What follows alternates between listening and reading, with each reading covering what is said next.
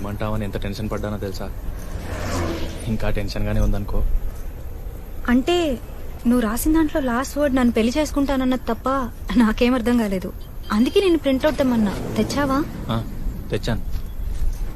అయినా ఇందులో అర్థం కాకపోవడానికి ఏముంది? అంటే నా సెకండ్ లాంగ్వేజ్ హిందీ బాబు. నాకు తెలుగు చదవడం రాదు. చిన్నప్పుడు రూర్కేలాలో ఉండేవాళ్ళం. అవునా? అయితే ఇప్పుడు మొత్తం చదివి వినిపించాలా నీకు? Embarrassing moment. అది చెప్పలేకే కదా మెయిల్ పెట్టాను. ఏం రాసావో తెలుసుకోవాలని నాకుంది. ముందు చదువు, తర్వాత మాట్లాడుకుందాం. ఎక్కడ కూర్చుందాం? కాఫీ తాగుదామా? ఓకే. మా నాన్న ఎక్కువ చదువుకోలేదు. రూర్కెలాలో క్లాస్ 4 ఉద్యోగం. మాకు ఊర్లో చిన్న కొబ్బరి తోట ఉండేది. తుఫాన్కి పూతకి కాయకి పనికి రాకుండా పోయింది. అప్పుడు వెళ్ళిపోయాం రూర్కెలా. అన్నయ్య నేను పుట్టాక కూడా మా నాన్నగారి జీతం 1800. 1800తో 4 మనుషులు ఎలా బతుకుతారో నీకు ఐడియా ఉందో లేదో నాకు తెలీదు.